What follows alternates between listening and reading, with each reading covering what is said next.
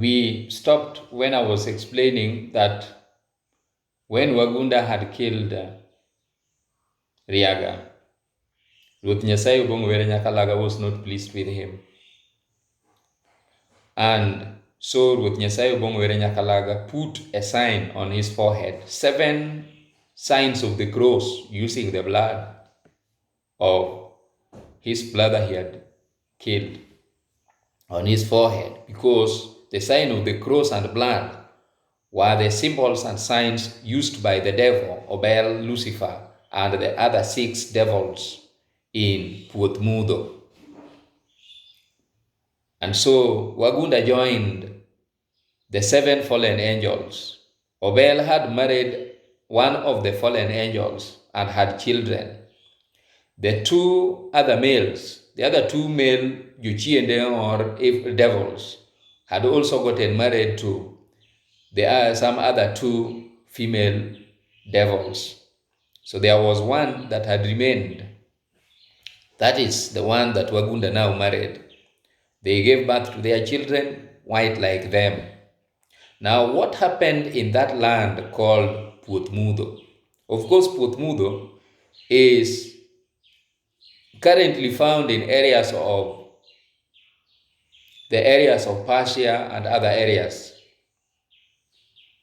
So they gave birth to children who were full of evil, killing people, stealing,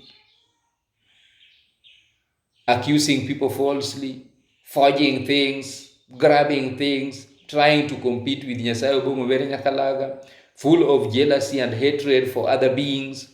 And so they had been recruited and inducted into hating human beings by Obel and the other 7 angels who gave birth to them. Fallen 7 angels. Now these beings, some of them were very tall, gigantic, and those who have had the privilege of reading from the book of Enoch, you will find more. Now, I will be interested in Wagunda. So Wagunda also gave birth to several children with his wife. Now, what is also interesting is that known is that Wagunda in the land of Nod gave birth to Enoch. Enoch gave birth to Lamech. Lamech gave birth to Noah. And Noah had sons and daughters and his wife. Now there came a time when Nyasaye Obong'owere Nyakalaga, having seen what was going on in Puoth Mudho, decided that he should destroy that land. But it also happened that in that very land, there lived someone called Lamech who came from Enoch. And this Enoch had pleaded with God, and God had forgiven him, had absolved him of the sins of his fathers, the devils. Now came a time that his child Lamech, living in an environment full of evil, collected all his wives and children, and they knelt down on a holy ground and worshipped Nyasaye Obong'owere Nyakalaga and pleaded for absolving them, absolution. So God absolved Lamech and his household of the sins of his forefathers. And God, Nyasaye Obong'owere Nyakalaga, blessed him with a son called Noah. Noah became righteous and so was in favor of God, was favored by God, Nyasaye Obong'owere Nyakalaga. So when Nyasaye Obong'owere Nyakalaga now was ready to destroy Puoth Mudho, the land of Nod, Noah pleaded with him and he instructed Noah to construct the ark. And so Noah constructed the ark. But his wife and his sons and other children and his brother Combes did not believe him. He only had but one of his daughters who believed in what he said, that God told him. Now God had instructed him to walk the land and also select 3 from different places and different families, males, and their wives, to take them into the ark. so that they would become remnants after the destruction. So that's how Noah picked Ham, Shem, and Japheth, and he came into them into the ark. So then, as Nyasaye Obong'owere Nyakalaga had promised, there came a flood. And so the floods went on for so long as recorded in their book, the Bible. At the end of the floods, the land was completely destroyed, became completely infertile, and nothing good could ever grow. And that is a characteristic of that land, northern part of our continent, the northern part of the Mediterranean Sea. Even up to now, it is not easy to grow anything unless they have imported soil from Africa, unless they have imported clean water from Africa. So it happened that after Wagunda had killed Riaga, Ruth Nyasaye Obong'owere Nyakalaga migrated Olo and Ojuki and their children from Puoth Ler and brought them to a new garden in what they today call Egypt, which was formerly called Misri, and the original name was Gono. So Olo prospered in Gono, and by the time of the floods, he was in his fifth generation, the fifth generation after him.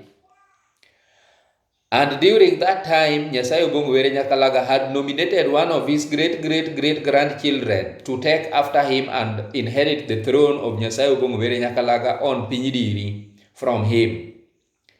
And so he was still alive, but it was during the reign of Chiel that the floods took place. Of course, Chiel was the first Ruoth on earth, the first king, not Nimrod. Nimrod will come much later, and I will explain in my next episode. And so, when the flood subsided, these people in the ark did not have any food to eat. They did not have any way of surviving. Even good land to erect their tents was not available. So, anyway, most of them tried to find alternative places, to find safe places or better places on the same place that was destroyed, and they erected their tents. At that time, Ham had gotten married. Shem also had gotten married, but Japheth had not gotten married. And so, Noah took his only daughter, and having examined the way, behavior, and conduct of the three spiritual sons he had collected from various parts and had survived the floods, he chose Japheth because Japheth was a little bit better. And so he gave his only daughter to Japheth. And with Japheth, they bore three male children. That is China, Japan, and Korea. And of course, from China, the Indians arise. And that is story for another day. But it must also go on record that the daughter of Japan got married to Persia, and Persia was the first son of Ham, whom Ham had left back in the land of Nod, Puothmutho, after the floods, when Ham escaped to Milambo, Gono, Africa. Now, when Ham escaped to Gono, he had called his brother Shem and Japheth with him. They came and saw the land, and they agreed it was fertile. But Shem and Japheth went back to Puothmutho, while Ham remained with Chiel. Chiel, being human and having drawn his humanity, he was humane like Olo, his father, and so humane like Nyasaye Obong'owere Nyakalaga, where we black people originate. He welcomed Ham, gave him land, allowed him to marry. He got intermarried with the grandchildren of Olo, and so he established his family, and Chiel made him to be the chief of the defense forces, for he knew how to fight. And so the reign of Chiel ended, and the reign of Oyare came, and the reign of Oyare ended, and the reign of Magero came, and the reign of Magero ended, and the reign of Choli came. As those reigns went by, Ham had also long died, and his children he had given birth to in Africa or on Milambo had also died, but there was one called Cush who had given birth to Nimrod. So I will continue with the story next time.